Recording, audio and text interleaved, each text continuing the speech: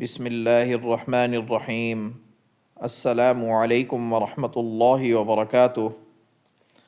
آسان قرآن چینل کے روز مرہ پیش آنے والے دینی اور معاشرتی مسائل کے سلسلے کا ایک اہم مسئلہ اور اس مسئلے کا مفتیان کرام کے فتوے کی روشنی میں جواب ملاحظہ فرمائیں۔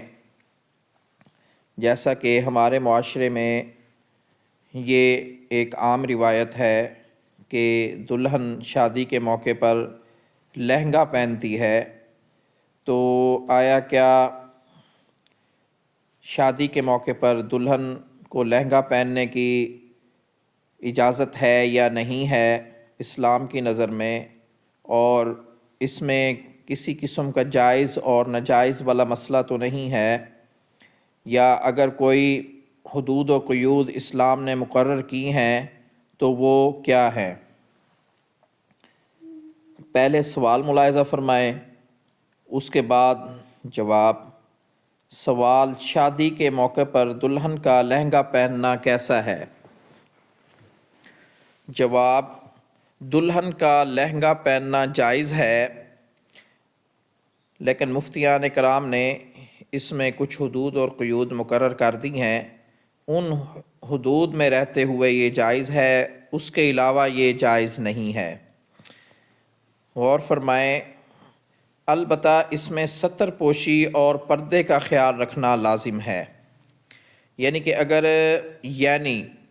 اگر وہ باریک کپڑا ہے تو اس کے نیچے بھی کوئی شلوار یا پاجامہ وغیرہ پہنے، اور اوپر قمیص یا کرتا ایسا ہو جس سے ناف وغیرہ دیگر مستورہ حصے اچھی طرح سے چھپ جائیں۔ یہ عام طور پر دیکھا جاتا ہے کہ لہنگے سے اوپر جو قمیص یا کرتا ہوتا ہے، ان دونوں کے درمیان سپیس ہونے کی وجہ سے جو خاتون ہے اس کا پیٹ یا کمر پہ نظر پڑ سکتی ہے، تو یہ اسلام کی نظر میں قطعاً جائز نہیں ہے۔ اور جیسے کہ نیچے مزید ملاحظہ فرمائیں کہ ایک عورت کا اپنے محارم کے سامنے بھی ناف، پیٹ اور اس کے پیچھے پیٹھ کے حصے کھولنا جائز نہیں ہے۔ یعنی کہ عورت کے محارم کیا ہوتے ہیں کہ عورت کا باپ ہے، اس کا بھائی ہے، اس کا بیٹا ہے، اس کا ماموں ہے، چچا ہے، تایا ہے، یہ سب عورت کے محارم ہیں۔ ان کے سامنے بھی عورت کے پیٹ کا حصہ، ناف اور پیٹھ پہ نظر نہیں پڑنی چاہیے، یہ سخت حرام ہے۔ تو